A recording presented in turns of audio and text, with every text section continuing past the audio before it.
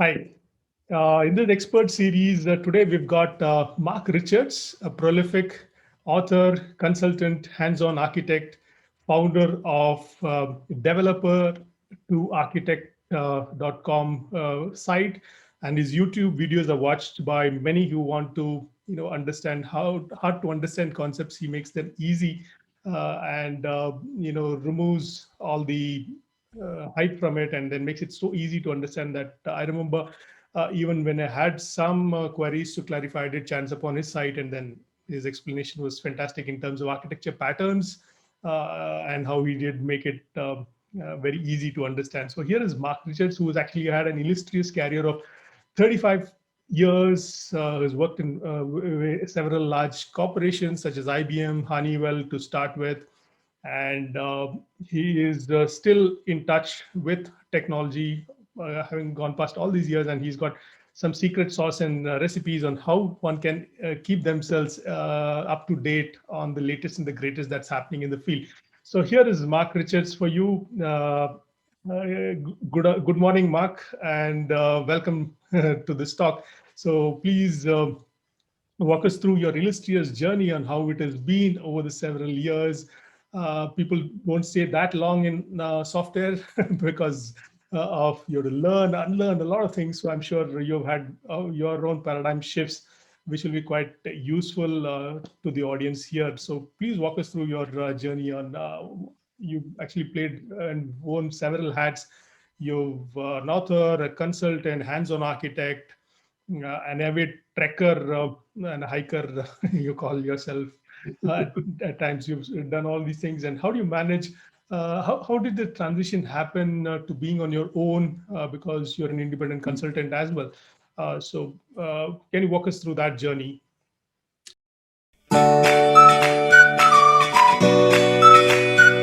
Oh, absolutely. I'd be happy to. And thank you, Karen, for having me on your video here. And good evening to you, by the way. I know that with the time zone change, which is something we've been having to deal with quite a bit in this virtual world.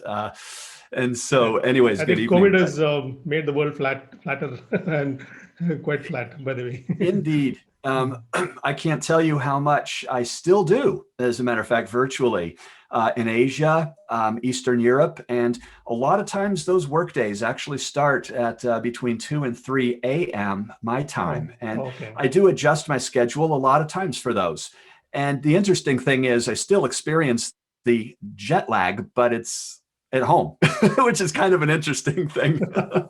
I have actually. Oh yeah, yeah. I have actually been in the industry now for 36 years. It's quite a bit, as you can tell from my gray hair. And 26 of those, I have been a software architect. And in fact, as you mentioned, I have played all three major roles as an application architect, an integration architect, and also an enterprise architect. But I've always been fascinated with development and technology. And as a matter of fact, I still do develop code even after 36 years. The balance, of course, shifts a little bit when you become an architect, that switch. But I always find ways of still being able to program and code. But yeah, so my journey's been such a rewarding and fulfilling one. And that's due to some advice, which I'll relay after I talk a little bit. But yeah, I started consulting back after 1 year of working. I used to be an astronomer. I worked at a Braeside Observatory in Flagstaff, and that's how kind of started my career. And when I moved out to the East Coast here in the US, I went then fully into computers. And I had a job for about a year and realized I like consulting better. I liked a variety of experiences. And so that's what drew me into consulting. And so for 35 out of those 36 years, I have been consulting. About 10 years ago, I did make the transition to an independent consultant. Prior to that, I had always been working for consulting firms, kind of drawing a salary, if you will, every other week or whatever it was.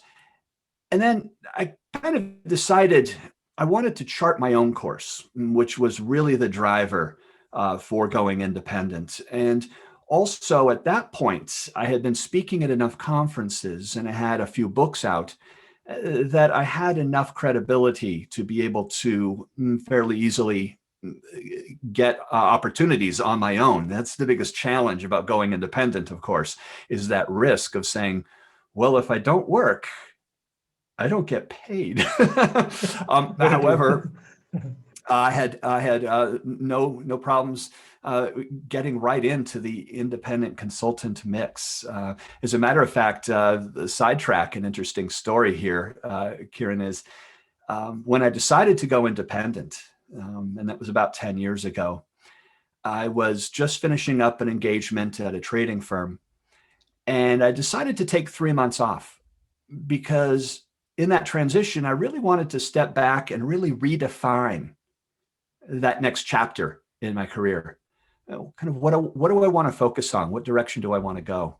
Well, that last week on that consulting firm, I got an email from a company saying, hey, we'd like you to come work for us. And I said, well, what's the nature of this? And they said, well, it's this 3-month engagement to do a conversion framework for us. And I said, well, that is great because that puts me into the summer and I'd much rather take 3 months off in the summer. So I took that engagement at a fairly high rate as an independent. And you know what, Kieran, I was on that engagement for 6 years. As an independent It's only supposed to be 3 months. It was 6 years I was on that engagement. And Okay. the reason... As an independent contractor and consultant, right? Well, one of the things which my boss continually told me was that I was the highest paid person there, of course, so that I wouldn't keep asking for a raise, which I didn't. Okay. But, you know, he said one thing to me that I can relay. You ended up to becoming the audience. hippo. The hippo. Yes. Okay. But he did say one thing. He said, you know, I can get any microservices architect in here that's just as good as you are, technically, for about half your rate, which unfortunately was probably true. He said, do you know why you've been here so long? And he said, because you know how to make teams effective. And it was those soft skill pieces that became that differentiator and kept me at that job for 6 years, 6 years as an independent on there. After that, I kind of started branching into training, doing that balance Mark, of shifting just from to like interrupt you. Sorry to interrupt you. This was Sure. in which year actually? This 6 years from 2010 onwards, because microservices was just about the horizon at that time. Okay. It was very early stage. As a matter of fact, I've been working with microservices for about the past 6 years. This particular project was a very large mainframe conversion. And from that conversion, the resulting system, then we started to move to microservices. And so throughout that 6-year engagement, microservices happened during that time. And when I say happened, suddenly became really evangelized and made aware that hey, there's this new architecture style you might want to think about. And so that happened during my time at this particular place. So yeah, that wasn't all microservices. About half that engagement was actually microservices. And you know, from there started branching out with other companies and doing a lot of, as an independent, of course, a lot of gigs at the same time, you know, that sort of thing. But that was actually when I started transitioning back over to a 90-10 split of 90% development architectural work, to really shifting that over to a 60 to 70% on training. For all my life, as a matter of fact, all my life, I've had a passion for training. I just never really had the opportunity to do it. And about 4 years ago, an opportunity came up and I grabbed it, and I have loved it ever since. You know, I found out that, you know, really spreading knowledge just seemed much more valuable than kind of being an individual contributor at a company. And so that transition of my chapter in my career was about 4 years ago, when I really shifted to about 2/3 of my time being training, conferences, workshops, and that's kind of where I'm at right now. Really is really still doing some consulting work, but more spreading all that knowledge I have that I've gained in the past 36 years. True, So true, true. it's been a great journey, Karen, actually, Yeah, yeah. and it's still continuing. It's not ended yet. True, true. I think you are a great teacher. Uh, and so, how do you get your? How do people get to know about your training offerings? Are you paired up with O'Reilly and several others like that, or I mean, how do you have an audience? How do people know about you? One is, of course, through your blogs and websites and books, but like a steady gig sort of a thing. O'Reilly is what brings you the audience. Is that true, or there are others as well? Yeah, so O'Reilly is one of the venues that I do regular online training for. As a matter of fact, I do a lot of other kinds of conferences and trainings as well, workshops at conferences, for example. But the answer to your question is really going to my website. And that website, developer2architect.com, with a TO, really is that geared towards that transition from a developer to an architect. This is a hard journey. It's hard to even define what an architect is. And so this was really what prompted Neil Ford and I to write our first book together, which was The Fundamentals of Software Architecture.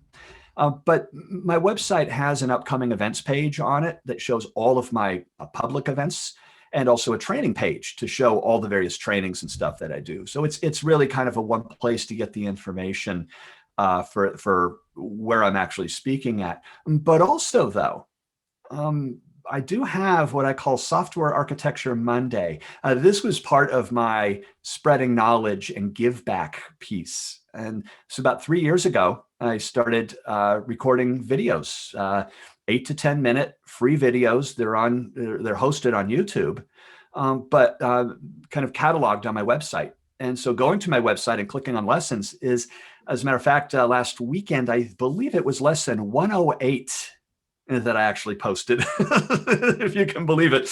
There's 108 of them out there, of some aspect of software architecture. And this is kind of also another way I've found really effective of being able to spread knowledge that I have, especially for those that can't get out to a conference or afford some of the subscription rates on a lot of the training sites and stuff. So, multiple ways of actually finding out about me as well. And so, yeah, the website is really geared towards just centralizing everything about me, what I do, what I train, and also just a lot of articles, books, videos, lessons, all sorts of cool stuff. True, true. I think it reminds me of my own journey on how I transitioned from a developer to an architect. I was a developer for the longest period of time in one of the companies, then a tech lead, and then I needed external validation. As you said, am I really architect material? Do I have the skills to become an architect? And we did have one of the trainers from UK who came and trained us, and he said, you are. He gave us all assignments, and his job was to figure out which is the brightest of the lot in this batch, and then train them to a crash course on the product and stuff like that. So he did give us assignments. And at the end of the day, after reviewing my assignments and code and all that, he said, "Hey man, what are you doing here? You should be an architect." And that was my moment of external validation, that I have that in me that I can become an architect. And the next job I hopped on to, I became an architect. So very true. I think there's not many resources on the net which will help people make this difficult transition, because they have their own doubts. It's a huge area, and then unless you get really good mentors, you don't know. It's an ocean out there, and you could be really lost. So I think your website is definitely something that resonates with my own journey as well, developer to architect. And Mark, I also saw that you actually have consulted for your biotech company on enterprise architecture, on their systems IT side of things. So can you walk us through what that was, and what are the learnings from there and those kind of things? Absolutely. As a matter of fact, as I mentioned at the start of the interview here, I have played all three major, I say major roles because there's a lot of titles and roles of architect, but the traditional kind of application integration and enterprise architect. I will have to say, I love all three of them.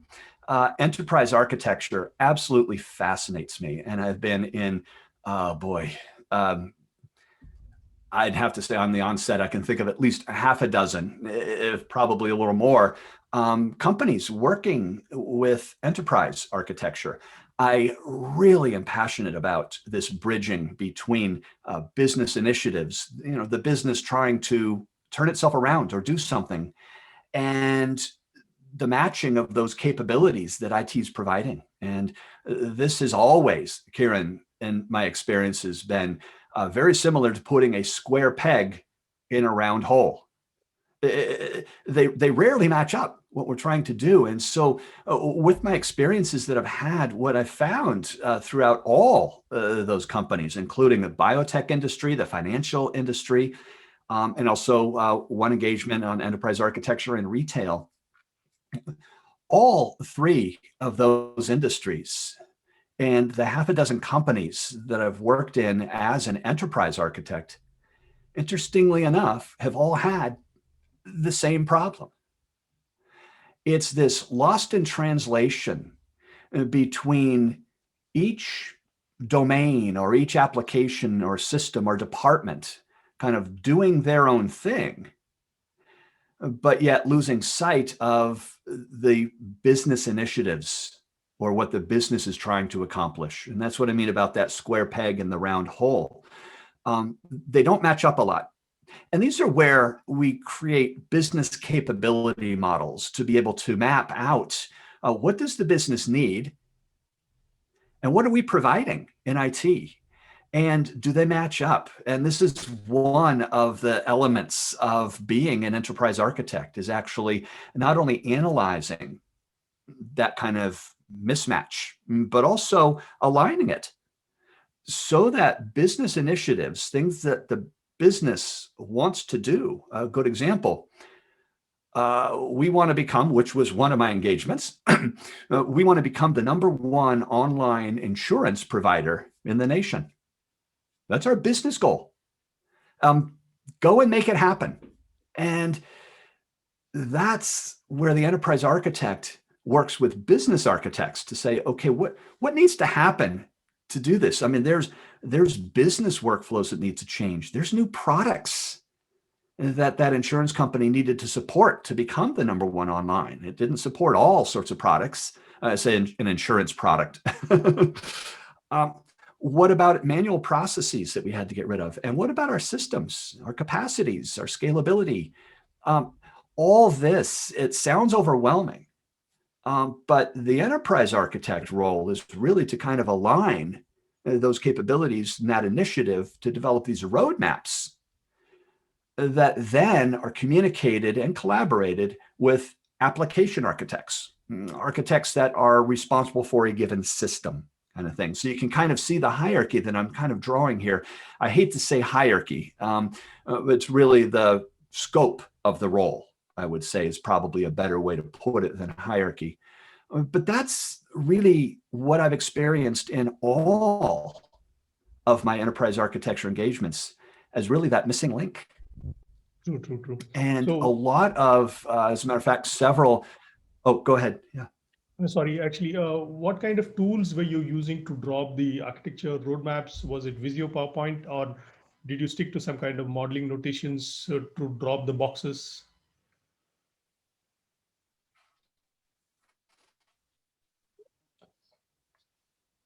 Mark, are you able to hear me? Yep. Yep. Well, it's interesting. The as an enterprise architect is a little bit different than as a software architect or an application or domain or a solutions architect might. I relied very, very heavily, Karen, on Visio, and then in later years on the Graphel on the Mac when I switched over to using a Mac. But it's equivalent, so we'll just call it Visio. And I relied on that fairly heavily because I found a lot of the tools are are maybe geared sometimes to a specific audience. If I wanted to create a particular view, especially a roadmap, to convey what we're trying to do, the tools are very poor at that, at least in my experience, what I've found. And so I relied heavily on Visio, as a matter of fact, to be able to create those roadmaps based on this initiative. What needs to happen across multiple dimensions, across multiple iterations of really turning the ship around and transforming the business or even IT. Kieran, a lot of those initiatives were not all, they all were business initiatives, but a lot of them were, we need to cut costs in IT. Make it happen. And there's another business initiative to cut costs across all departments. And as an enterprise architect, now I also need to analyze where's the duplicity in certain systems? Where do we have duplicate functionality? We have 5 reporting systems. Who's using those? We're getting reports from both our financial system and accounting system. Why? And all of a sudden, you just start opening up these boxes and asking the why question. Why are these 2 systems both doing rebalancing for our trades? And there were all reasons, by the way, Kieran. There were all of those had reasons for why there were duplicate systems or why data was duplicated around. And they all had to do usually with immediate growth or acquisition or just lack of collaboration between departments, agility. One department needs certain functionality, and it's actually faster to create it on our own than to try to get the other department to change their systems. And a lot of times was just due to older technology, AS400s, mainframes, that the agility just wasn't there. When we were getting a 6-month estimate, whereas with newer technologies, we could do that in 2.5 months. And so this started creating a lot of duplicates. As a matter of fact, the biotech that you had referenced was exactly this problem. Each lab, each had their own system, and everybody was free to develop that on their own. Okay. And all of a sudden, me to my next question. Sorry, Mark. Brings me to the next question, which is about how you're mixing agility with like the fast-moving things, the slow-moving parts with the fast-moving parts, like AS400, which is a mainframe thing, which goes about 6 months and things like that. And then how do you mix the agile world with the enterprise architecture world is my next question, which I think you preempted as a part of this. So how long or how recent in the past was this engagement? Because agile is like most talked about for the last 10 years or something. Was it before that or the last couple of years? Oh, more than that, probably the last 15 at least, if not a little bit more. However, this is a fascinating topic about agility and architecture. And the reason I think it's so fascinating is because there's a lot of articles, a lot of presentations that talk about agility within individual systems. And this is where microservices is a good example of a transformation to gain that agility. But Kieran, what we're talking about with those examples are individual systems, not the enterprise as a whole, or the company as a whole, or even the department as a whole. And so when we talk about agility and architecture, what I'd like to spin that to is agility across the enterprise. Let's face it, I've seen a lot of the other interviews that you've done, Kieran, and I've watched those. And a lot of it has to do with businesses needing to change more rapidly than they ever have before. Competition, maintaining a competitive advantage, getting better time to market, maybe redefining our business. What we were selling before isn't selling anymore. We have to totally remachine our entire product line, business processes, and just the way we run our company. And businesses have observed this for the past 15 years, but it's hard to accomplish that change. Well, now what I'm seeing in my consulting gigs businesses are starting to be able to change much more rapidly. I'm seeing this. But where it stops is with IT. Because our architectures that we have in place and the processes we have in place to match those business processes and business changes don't match. Rarely do they match. Now, we're tackling this tactically through migrations from monolithic applications to microservices, for example. But let's bring the conversation to a little bit of a higher level. How do you turn a business around with different business initiatives and turn IT around at the same time? You see, there's two kind of classic approaches that companies take with regards to let's change the business. Okay, a lot of things have to change in IT. And this is really kind of a model-driven approach is the first one, and then an initiative-driven. Both involve, by the way, modeling and diagramming and listing the inventory of everything we have. So it's like that current state we used to call it, except it's the enterprise current state, or it's an entire division of a company. Then after that modeling happens, which takes sometimes years, Yeah, true. and it's never accurate, of course. Yeah.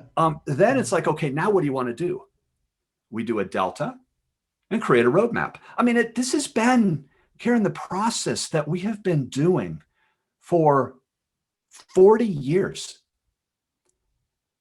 It worked 20 years ago, even 15 years ago, but it doesn't work now. It takes too long.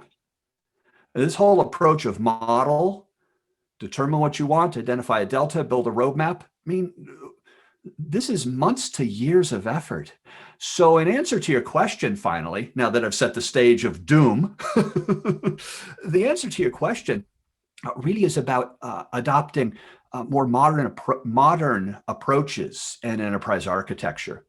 And there's three that deal directly with the question that you just had asked about all these legacy systems. We've got AS400s around, we've got mainframes, we've got heterogeneous systems everywhere. How do we gain a level of agility across our department? And the first is really the primary one, which is called an incremental approach. It's kind of interesting with the incremental approach to enterprise architecture, which, well, let me back up a little bit. What we've learned and are learning is that this current state, the future state, simply takes too long. And this future state over here, which I'll turn my hand sideways, that's our future state. The problem is in this ever-changing market, not only business and industry, but also technology, is that here's our target right over here. And it takes us so long to get there, it's no longer valid. And halfway through our journey into transforming our business and the enterprise, suddenly market conditions change, technology changes, new innovations come out, and it's like, that's not what we want to do anymore. We want to do this. And of course, 6 months, wasted effort. Now we start modeling again. You can see the problem. The incremental approach really kind of ignores the future state. It really says, instead of saying, where do you want to be in 5 years? Because no one knows that anymore. Instead of saying, where do we want to be? We have a kind of an idea, a vision, a goal of where we'd like to be, but it's just in our minds. That's not really the target. And what we do is to start transforming the enterprise through smaller increments based on where the company's at, what initiatives are currently prioritized, where the market financials are, and also technology. And the idea is, instead of this straight line going from, let's do that again, because I'm looking at my camera here with backwards. So it's really, so this is our current state and this is our future state. So instead of there being a direct line and all this death march to get over to here, really the incremental approach looks like a zigzag. It goes, it's all over, eventually trying to get over here, but it's not the ultimate goal. It's to continuously make improvements that match where the business is at that time. CEO gets indicted. All of a sudden, the industry, especially due to COVID, what we're in now and the pandemic, all of a sudden just isn't relevant anymore. Who cares about that future state anymore?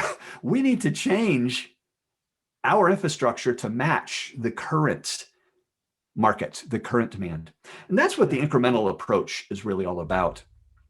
And this really just frees you up from having this big design up front kind of modeling that we get so trapped into. I like this theory, and it's not a theory, it's actually a practice, and any enterprise architecture conference or documentation can articles will talk about this incremental approach. I like this so much at an enterprise level that I try to use it also at the application level. It's systems. Give you a good example. We want to move to microservices, a huge monolith, 15,000 classes. It's just not, we want to move to microservices. We could use the same incremental approach on a particular system as we can across the entire enterprise. So instead of the ultimate goal of being everything's going to be a single purpose function separately deployed, we start breaking it apart iteratively in increments, break it into service-based architecture. And then we analyze and say, where are we at in the business right now? What are our goals? Have they changed?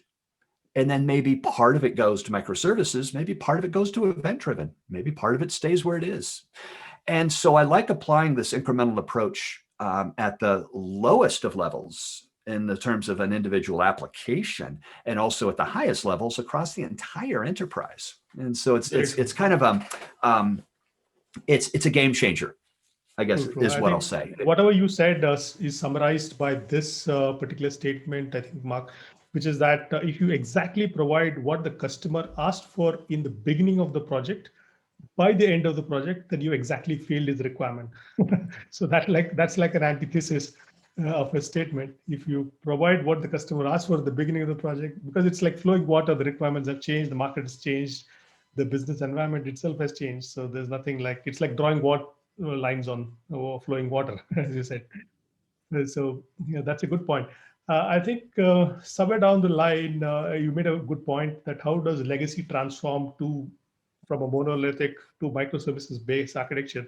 Don't go by the hype, because everybody's talking about microservices. Microservices need not be the answer. There could be event-driven architectures. There could be pub-sub models within them.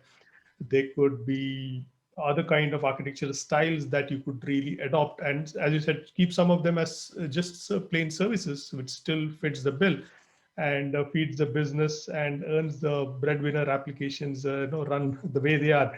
So what's been your, do you have like a roadmap recommendation when people transform from legacy to new age architectures, all of that? What's your prescription for taking that journey? Because I'm sure you're the right person to answer that, having seen the SOA world plus the microservices world.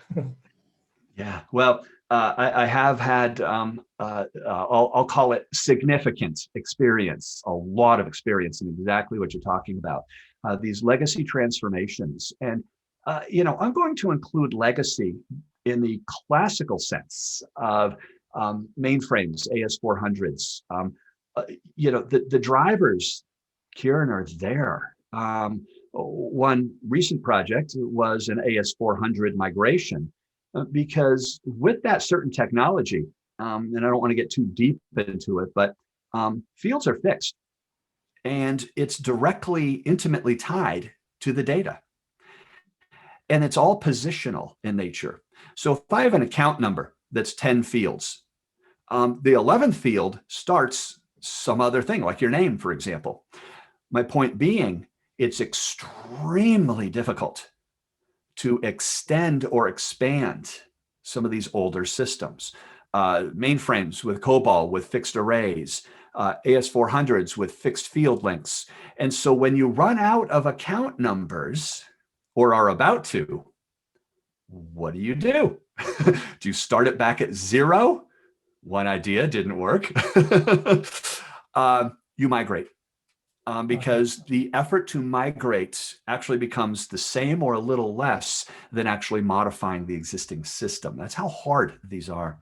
But yes, I do have a roadmap that is my secret sauce. That is what I use when I'm doing any sort of legacy transformation. And that's off of either mainframes, AS400s, or even just a 15-year-old Java application or a .NET application that's still running around, or maybe a C++ tuxedo app that's buried somewhere that no one actually here at the company actually knows C++ anymore. That's all legacy. Yeah. My approach is as follows. The roadmap goes like this, and then now I can really share all that secret sauce of how I successfully am able to actually migrate these. The first question or the first step is really the why piece, really understanding what are our drivers for why we're doing this migration. Is it because of maintenance, scalability? Maybe it's time to market, which is agility. We can't change this system fast enough. And by the way, that's usually the number one, by the way. It ends up being non-changeable systems. It takes too long. 6 months, no, we need this in 2 weeks, not 6 months. But that's what to qualify first. And the reason I do that is not only do now I have a context of what the business is trying to accomplish. Transformations are technical in nature. However, the business needs are what's driving it. And so once that is known, the next step is then, based on those business needs, what kind of architecture would satisfy those needs? Our mainframe is costing us too much. That's why we're sunsetting it. We want to move to microservices. That's probably going to cost more than your mainframe system. And so, understanding if it's cost driven, there's certain architecture styles that are more suited for cost versus agility versus scalability or elasticity, any of these kind of characteristics. And that's the next step, is to really qualify what architecture style would be suited. The next step after that, assuming it's going to be a distributed architecture, would really be looking to go to what I call, what's called service-based architecture first. And by the way, all these architecture styles, you can actually read about it in detail in our book, The Fundamentals. And as a matter of fact, this proves that my backdrop is actually real.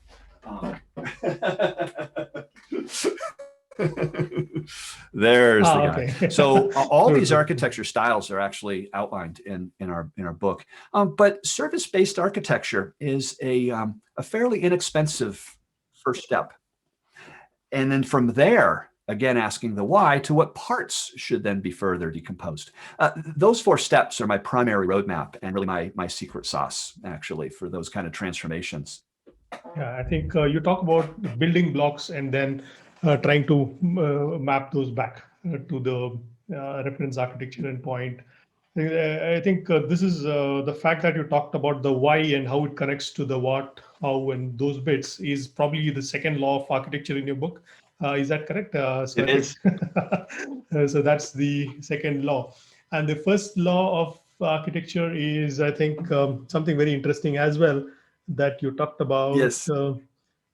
Everything in software architecture is a trade-off. Yeah. Oh, yeah, fantastic. I mean, actually, exactly. So you said you made a very interesting point, which resonated really well, and I tweeted about that, and I did mention you in the tweet as well, which talks about the fact that why are all these IT guys or architects so disillusioned with life, and there's always some thread or the other going on in their head, because they always have this thing, it depends. The state of mind is that, oh, it depends. So you want to be happy or not, it depends, that's absolutely, I think you summed up the life of people who work in tech and architecture and software pretty much by depends, and that sums up pretty much all the trade-offs that an architect actually has to do. So that is Mm-hmm. really awesome. I think it really resonated very well. It depends. So how much of the trade-off analysis is relevant? I mean, you made another interesting point when you move from SOA to microservices, saying that you can have the best of the architectures, which is like loosely coupled, but down below, if you don't take care of the data, it could be like mangled piece of wires, which if the data is not extricated well, on top of it, it's like a beautiful service-oriented architecture and all of that sort of stuff, which actually caters to the hype. But underneath, you've got all of these concurrency issues. It's like completely spaghetti code, and all of that sort of stuff. So how much of it is a part of how do you help clients understand that part, that it's not just putting lipstick on a pig or something and calling yourself service oriented architect? How do you do that? Like, do you start up from the grounds up and say, okay, you need to shake up your data bits first, remodel your data schemas, and then extricate the data and write services on top of it? So how much of it actually has been a challenge in your day-to-day work to, when you do consulting with clients and help them with this mindset? Yeah. Well, I will tell you, I don't evangelize any particular architecture style, with possibly the exception of service-based, because it's most pragmatic. But that said, this is one of the things, Kieran, I absolutely love about microservices, because for decades, more than that, four decades, maybe even going even further, we have always in this industry been plagued by the problems associated with data. And that interaction and association and matching, that impedance mismatch between functionality and data. The problem is, Kieran, these have always been two camps. We have our DBAs, our data architects, our data modelers, who are taking various business things and forming all the data structures. And then we have our application architects who are doing that from functionality, and they're not talking to one another. We have tried so hard in the past 2 decades to try to bridge these two camps together, especially, well, let's go back, over 15 years ago with the advent of, for example, things like JTA or Hibernate or TopLink or OpenLink, any of these kind of object relational mappers. Yeah, true. Yeah. You name it. Any of these frameworks kind of say you kind of need to be somewhat aligned. Those helped a little bit, but this was really an enterprise problem, quite frankly, the way teams are organized within divisions and stuff.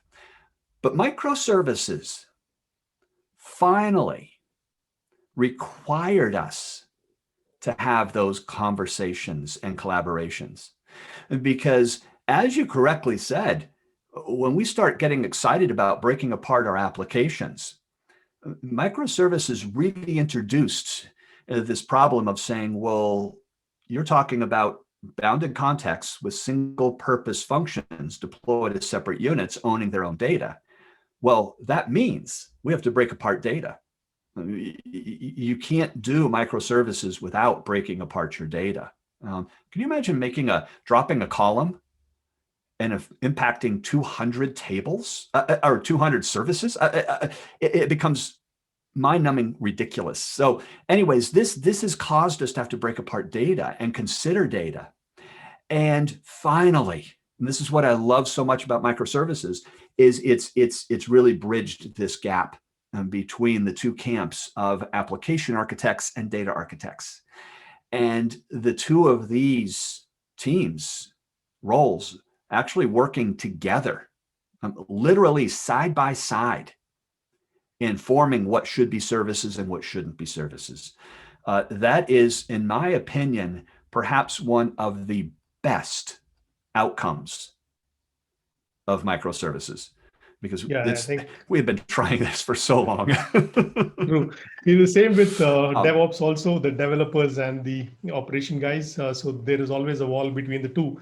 So it's like one side throws something over the fence and the other guy picks it up, and there's a huge blame game on you did that.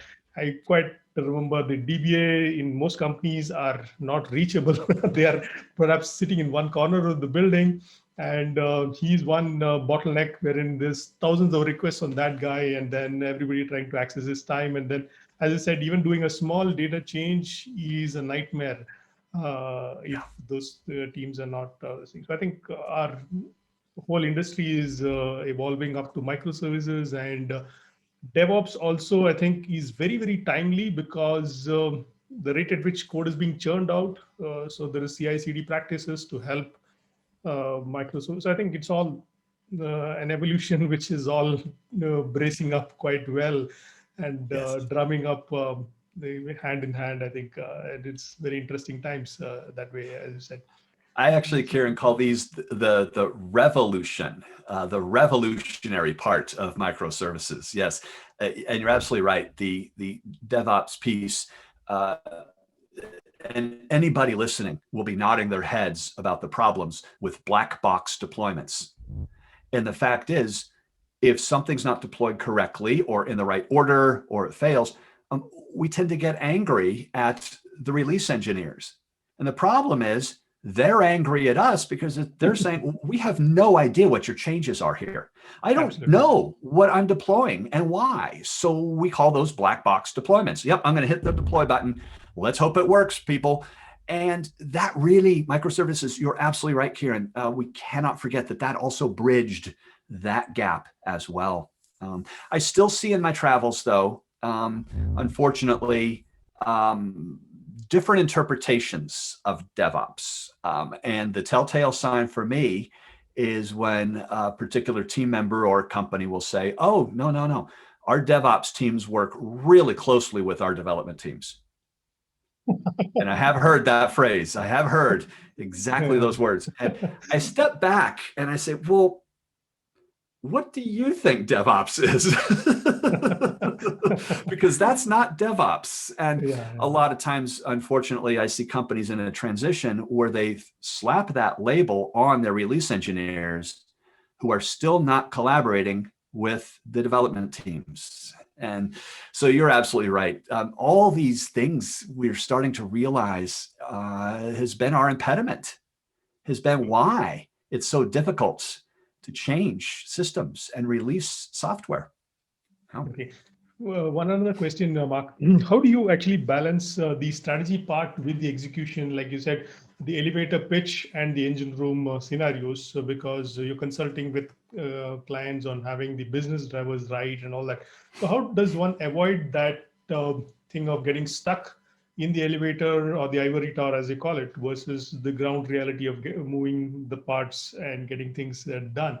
So I did read about you that you actually look at InfoQ, then D-Zone, and the ThoughtWorks radar, and it's all of that is a humbling experience because the whole platform is changed while you're trying to re-architect something. And how does one actually? And I think I just keep there you step? go. Yeah, how does one keep step with all of these changes that's happening? So is it like a daily habit or a ritual? Well, in that fact, you need to... those are three of my favorite resources. Yeah, so I do have one that I do every morning, and that is my 20-minute rule. Is that the first thing that you do in the morning? Before email. Oh, yeah, okay. The first thing you do before email. Well, no, that's not. Coffee. Coffee is always the very first thing I do in the morning. Okay. After I get the cup of coffee, I sit down at my desk. But before checking email, I devote at least a minimum, usually more, but a minimum of 20 minutes researching something, taking a look at a buzzword I don't know. This is my favorite way of gaining that technical breadth of saying, how do you know so much? What do you mean you've heard of this? That's not even in your area of expertise. This is how I accomplish those things like InfoQ, which is one of my favorites. O'Reilly now has a newsletter that I also pay attention to quite a bit. The D-Zone ref cards are great for understanding a little bit more in depth other than just a 2-paragraph interview or 2-paragraph article. And obviously the ThoughtWorks radar is what I cling to twice a year, and throughout the year, of course. But yeah, these are things that it's now a habit, actually, Karen. It's just the first thing I do. Even if I know I've got a really busy day, at least 20 minutes. 20 minutes is about the time it takes your coffee to start getting cold. And so it's a perfect time then to get up, refill the coffee, now get to work. Like I said, I try to spend more. The reason I do it in the morning, Karen, is because with most of us, the day gets away from us. Production problem at 3 o'clock derails the day. Family situations, or just being kind of tired and saying, I just need to sit down and have some dinner. A lot of times you say, oh yeah, and I want to do that 20-minute rule. You'll never do it. That's why I do it very first thing in the morning. So that's one of the ways I actually kind of keep up with my technical breadth. However, in that kind of elevator, there's another resource. I have a lot of these, for example. Oh boy, security operations glossary, for example, or straight through processing for back-end settlements. I do a lot of reading in different industries so that I can communicate with the business stakeholders and kind of understand their problem and qualify the problem. And because I will always maintain as a software architect, regardless of your title or level, security architect, data architect, doesn't matter. If you don't understand the industry and what the business is really saying, how can you possibly architect a solution for them? Because as you correctly said about 5 minutes ago, it's about that first law of software architecture. Everything in architecture is a trade-off. And so what I maintain, coming back to that, if I follow logic, is, well, if I have to analyze a trade-off, how can I analyze that trade-off if I don't understand the business? And so a lot of people say, Mark, how can I get more information like about the insurance industry or about banking? All you have to do, and it's this easy, folks, is just go on to, for example, Amazon, and on the search, type in insurance industry, or type in banking industry, or retail industry, or logistics for shipping. There are so many resources and books available for these kind of things. So it's basically the other side of that answer is I do a lot of reading. True. Yeah, I think the straight throughput processing, was it for retail? The book that you just now showed, was that for retail industry or supply chain? So financial. This is for trading. Financial. Okay. Or trading. Yeah, Okay. this is all these are for securities trading and stuff. Okay. But yeah, I've got a whole bookshelf full of these kind of books, and there are certain authors that most industries will be able to recommend. For example, Hal McIntyre, who writes pretty much all of the books I have up there, is like, oh, I don't know. You go and Google that, and all of a sudden you'll see, well, there's 40 books. How do I know which ones? You can ask somebody in business in your company that is like a business analyst. What are some of the big names in the industry? And Hal McIntyre is known in trading. And so getting their books is probably you're going to get a lot better content than somebody else's book. But, there's just that kind of alignment. But yeah, this is the best way to really gain that industry expertise. Yeah. I think that's one more part. And I did like another part that you talked about, Mark, in your conversation a while ago, which was about the fact that soft skills are really important for an architect to grow up. And in your initial stint or something, you were like a intellectual scarecrow or somebody, who turned off a lot of people from the company. And then you learned it the hard way. And then now you're known for how to build teams and keep people together aligned towards the mission vision. So I think that's a really unsaid rule of the game, that you don't have to be a technocrat to succeed well, although you need to know which technology does well, but I think the soft skill parts are really important, or rather more important than the thing. So what's your take on how one should actually get that emotional intelligence part as a part of an architect? Because politics, the unsaid rule of the game, as I think 97 habits of software architects, I think they said you should know the organization politics or the dynamics. Only then you can, be a change agent and people will listen to what you're saying. So what's your take on developing the soft skills part of it? Yeah, my advice to everybody who asks me this question is really to kind of follow the same path I did, which was learn from the mistakes. I actually, by nature, am an introvert. But a lot of people say, no, you've got the definition backwards. You're definitely an extrovert. It's like, no, by nature, I'm an introvert. Over time, I've learned to be more extroverted, but I'm still an introvert. And so I say that because a lot of people say, I could never do the people skills stuff. I'm an introvert. And I say, so am I. But my advice is really to just start practicing those people skills. Make mistakes. It's like, whoops, I shouldn't have probably said that, huh? And it's like, no, you should not have said that. And instead of beating yourself up, reflect on it and store it away. And then the next time you're in a meeting, you say, hey, nope. Oh, Mark, you were going to say something? Nope. And you start learning.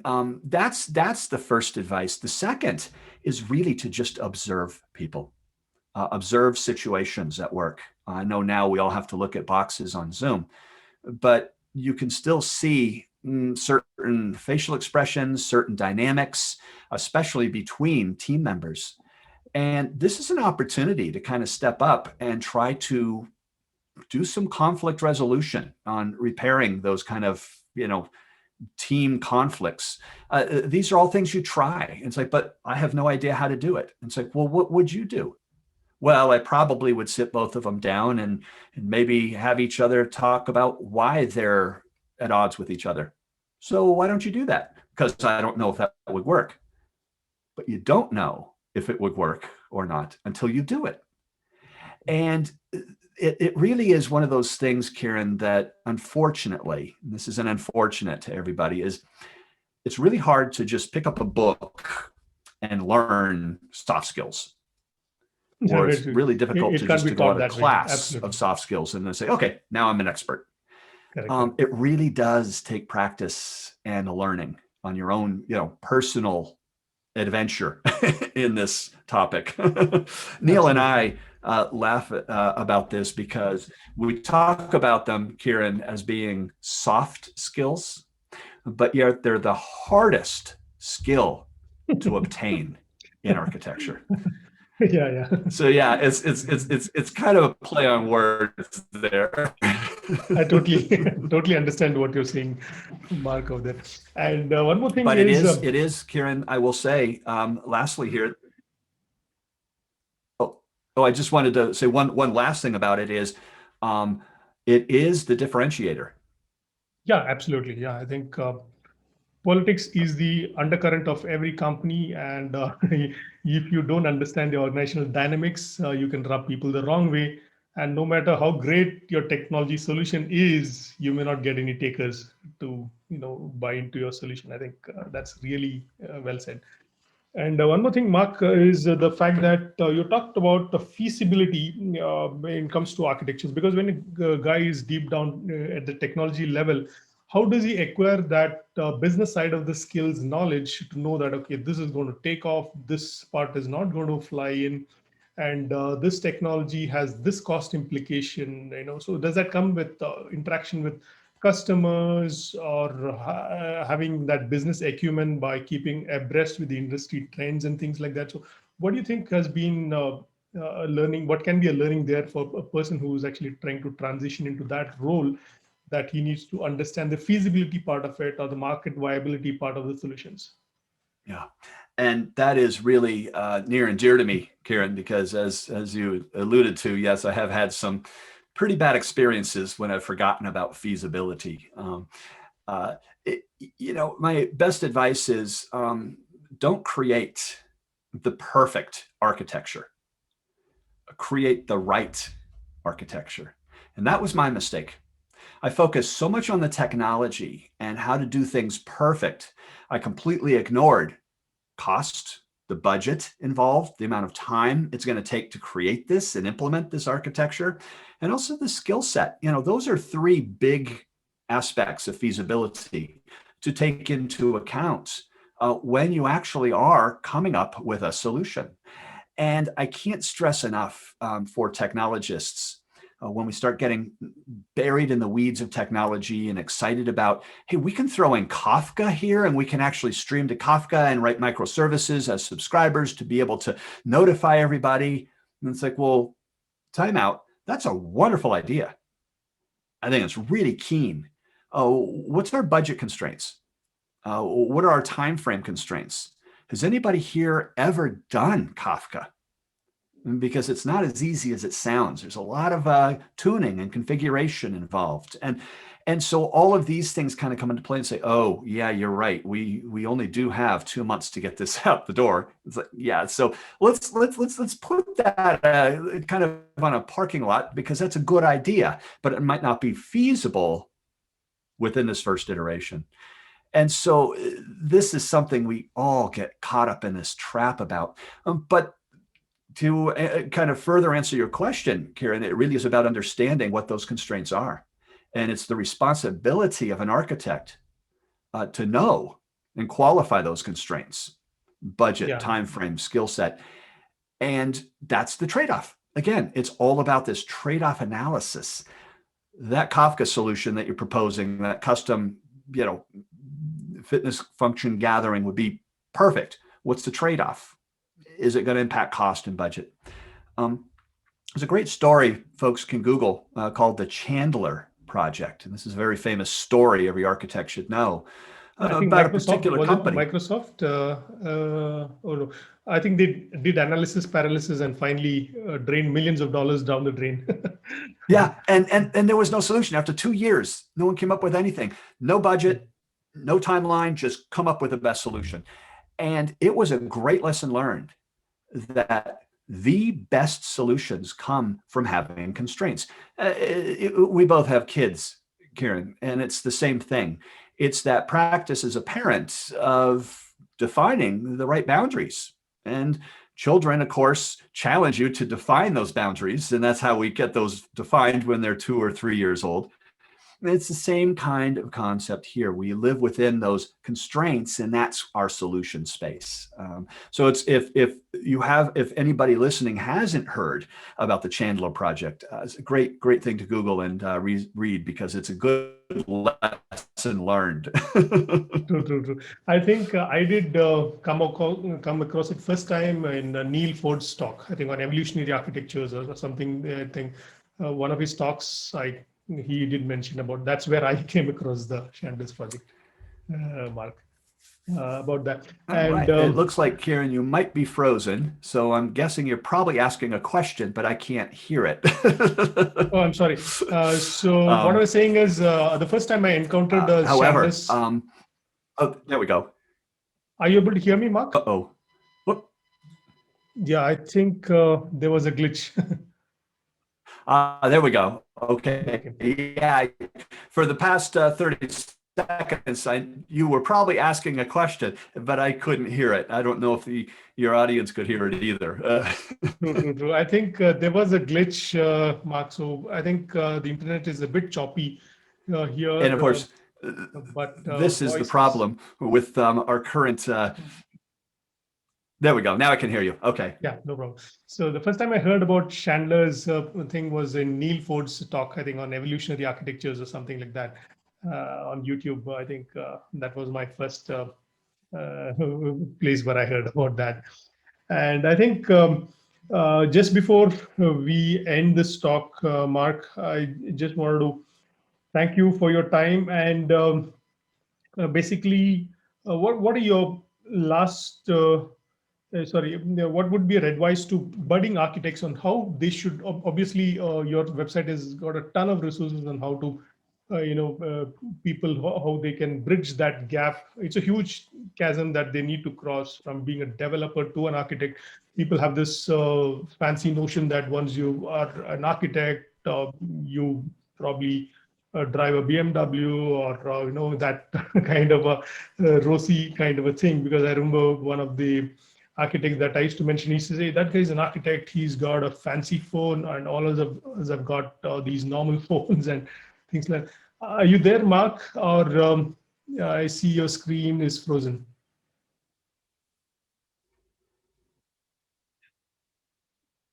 Mark, are you able to hear me? Sure. I think. Oh, yeah. Now I Oh, can. Yeah, you cut out for a little bit, but I got the nature of the question, which yeah. really was kind of ending with just some advice on this gap of developer to architect. And I can absolutely, especially after, 36 years of being in IT here, absolutely offer some advice. And there's two primary aspects, and that is start to focus on your technical breadth. Whether you're a UI developer, maybe a backend developer, database, doesn't matter. Start expanding your technical breadth across the entire stack, across multiple kinds of platforms. That's the first advice, because you will need that as an architect. The second advice is to start focusing on those people skills, those soft skills. Being an effective architect means being able to lead your team and guide your team through the implementation of the architecture. And there's a lot of people an architect has to collaborate with: development teams, operations, business stakeholders, other architects. And those are the two best words of advice that I can give kind of moving forward, even as a newly minted architect. That technical breadth and people skills are probably the most important aspects to pick up.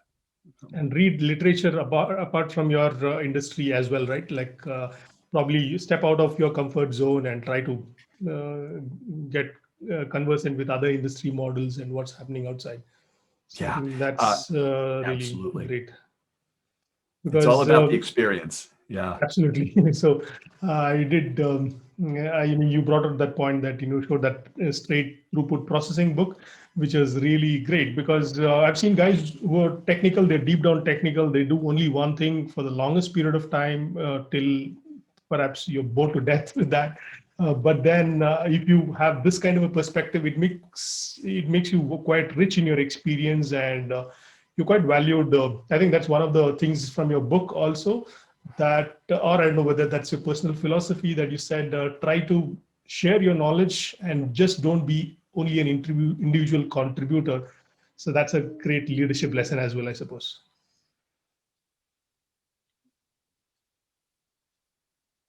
Sure. So Oh, yeah. uh, Wonderful. thanks, Mark. Well, Ken, Thanks for thank your you time again very so much. much for having me on your interview.